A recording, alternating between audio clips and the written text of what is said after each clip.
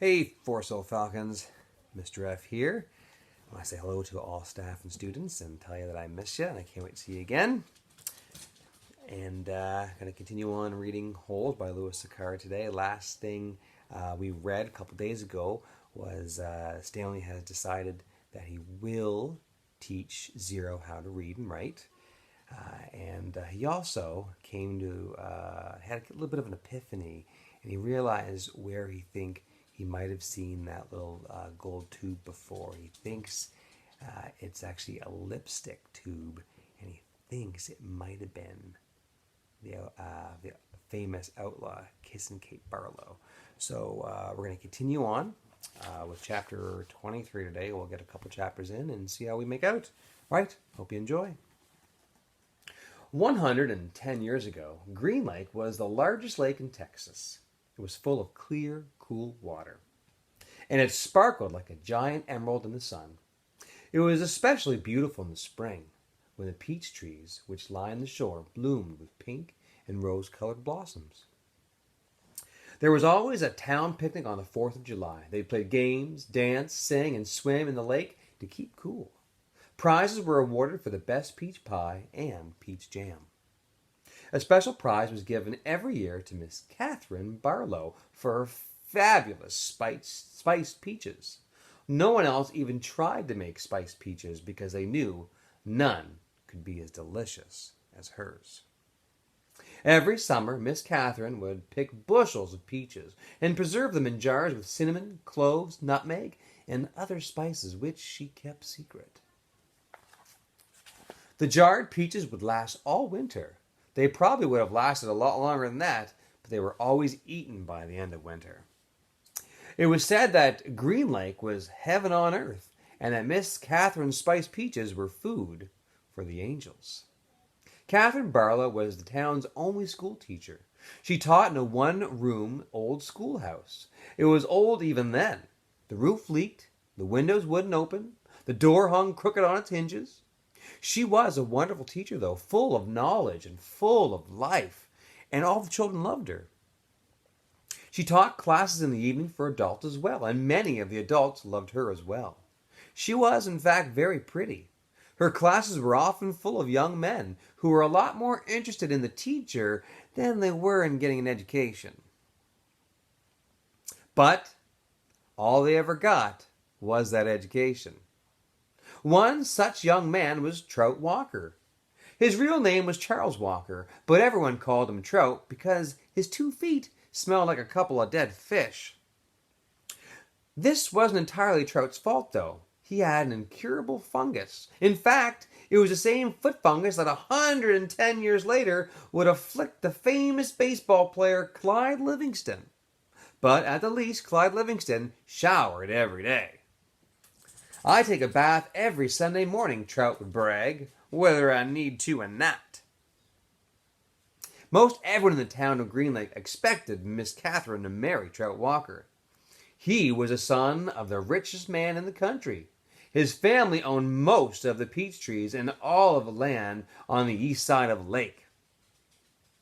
Trout often showed up at night school, but never paid any attention. He talked in class and was disrespectful of the other students around him. He was loud and stupid. A lot of men in town were not educated, but that didn't bother Miss Catherine. She knew they'd spend most of their lives working on farms and ranches and hadn't had much schooling. And that was why she was there, to teach them. But Trout didn't want to learn. He seemed to be proud of his stupidity. "How'd you like to take a ride on my new boat this summer?" he asked one evening after class. No thank you," said Miss Catherine. "Well, we've got a brand new boat," he said. "You don't even have to row it." "Yes, I know," said Miss Catherine. Everyone in town had seen and heard of the Walkers' new boat. It made a horrible loud noise and spewed ugly black smoke over that beautiful lake. Trout had always gotten everything he ever wanted. He found it hard to believe that Miss Catherine had turned him down. He pointed his finger at her and said, "No one ever says no to Charles Walker." "Well, I believe I just did," said Miss Catherine. Chapter 24. Stanley was half asleep as he got in line for breakfast, but the sight of Mr. Sir awakened him.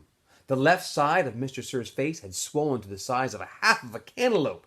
There were 3 large, dark, purple, jagged lines running down the cheek where the warden had scratched him. The other boys in Stanley's tent had obviously seen Mr. Sir as well, but they all had the good sense not to say anything. Stanley put a carton of juice and a plastic spoon on his tray. He kept his eyes down and hardly breathed as Mr. Sir ladled some oatmeal-like stuff into his bowl. He brought his tray to the table. Behind him, a boy from one of the other tents said, "Hey, what happened to your face?" There was a crash. Stanley turned to see Mr. Sir holding the boy's head against the oatmeal pot. "Is something wrong with my face?" The boy tried to speak, but he couldn't. Mr. Sir had him by the throat. "Does anybody here see anything wrong with my face?" Nobody said anything. Mr. Sir let the boy go. His head banged against the table as he fell to the ground. Mr. Sir stood over him and asked, "How does my face look now?" A gurgling sound came from the boy's mouth. Then he managed to gasp the word. "Fine. I'm kind of handsome, don't you think?" "Yes, Mr. Sir." Out on the lake, the other boys asked Stanley what he knew about Mr. Sir's face, but he just shrugged and dug his hole. If he didn't talk about it, maybe it would go away. He worked as hard and fast as he could, not trying to pace himself. He just wanted to get off that lake and away from Mr. Sir as soon as possible. Besides, he knew he'd get a break. "Whenever you're ready, just let me know," Zero had said. The first time the water truck came, it was driven by Mr. Pendansky. The second time, Mr. Sir was driving. No one said anything except, "Thank you, Mr. Sir," as he filled each canteen. No one even dared to look at his grotesque face. And as Stanley waited, he ran his tongue over the roof of his mouth and inside his cheeks. His mouth was as dry and as parched as the lake. The bright sun reflected off the side of the mirror of the truck, and Stanley had to shield his eyes with his hand. "Thank you, Mr. Sir," said Magnet, as he took his canteen from him. "You thirsty there, caveman?" said Mr. Sir. "Yes, Mr. Sir," Stanley said, handing his canteen to him. Mr. Sir opened the nozzle, and the water flowed out of the tank, but it did not go into Stanley's canteen. Instead, he held the canteen right next to the stream of water. Stanley watched the water splatter on the dirt, where it was quickly absorbed by the thirsty ground. Mr. Sir let the water run for about 30 seconds, then he stopped. "You, want some more?" Stanley didn't say anything. Mr. Sir turned the water back on, and again Stanley watched the water pour into the dirt.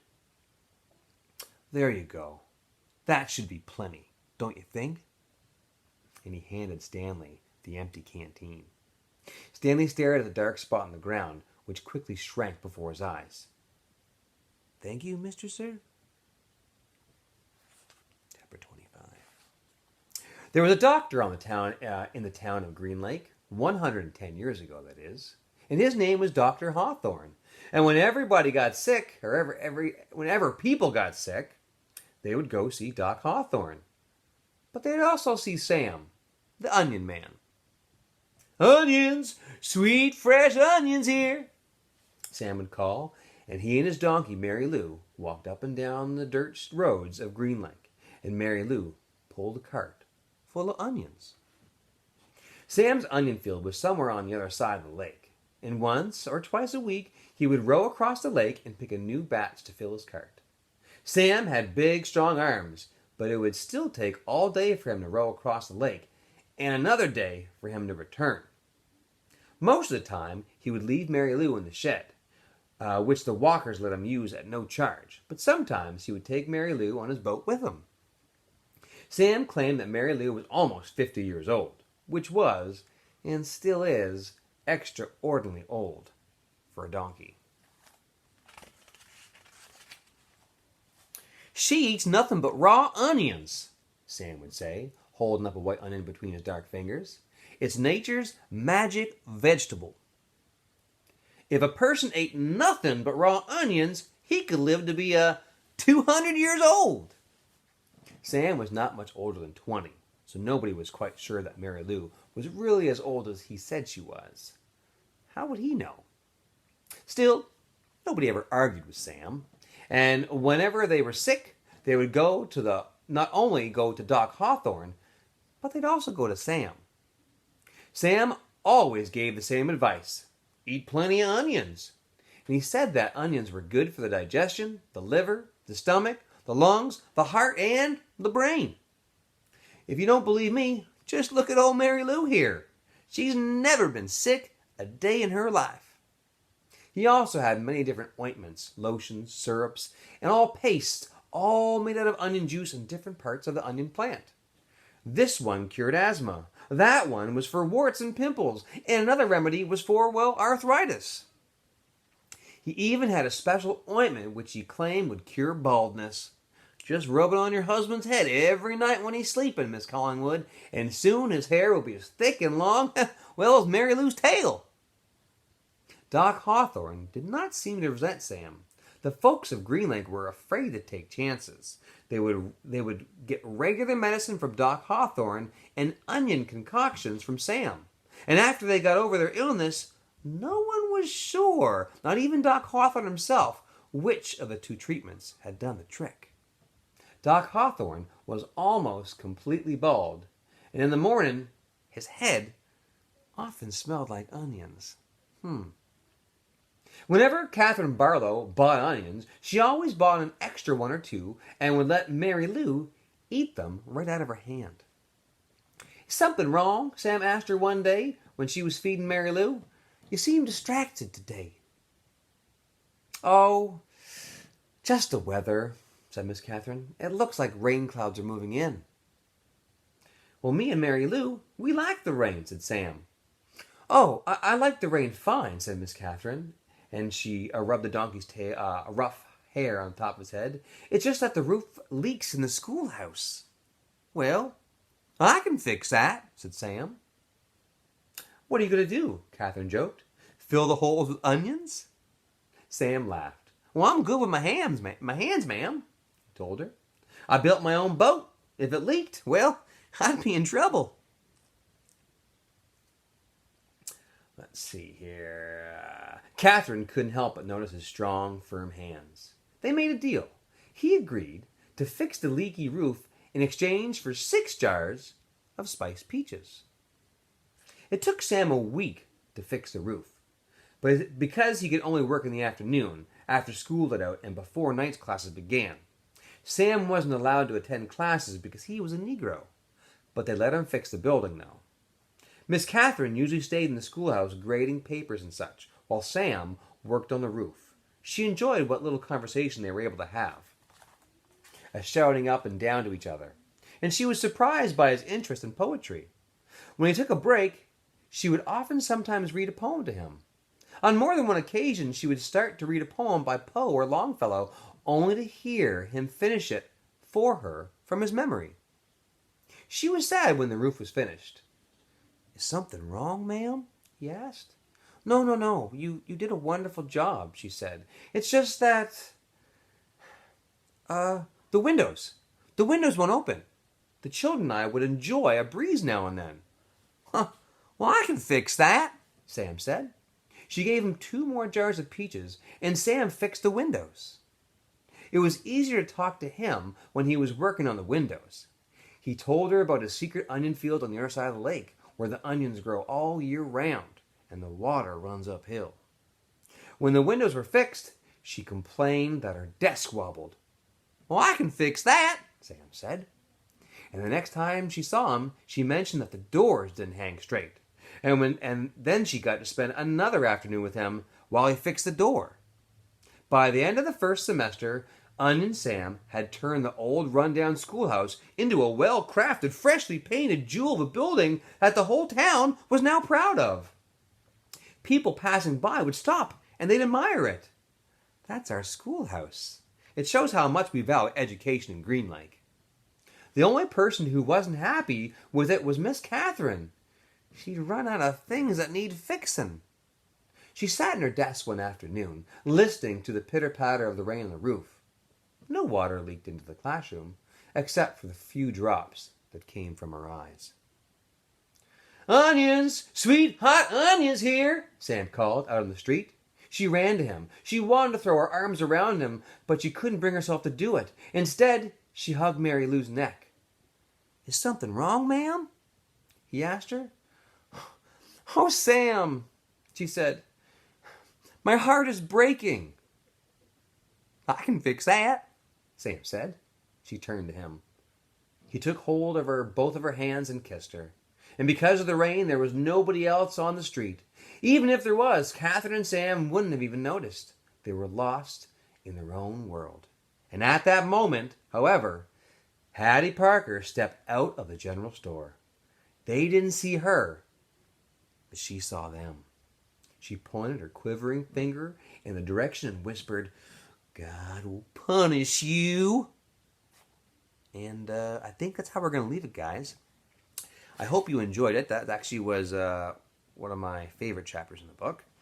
We're going to move on to chapter 26, possibly tomorrow. I hope you guys get to enjoy the weather and the weekend. Again, miss you like crazy.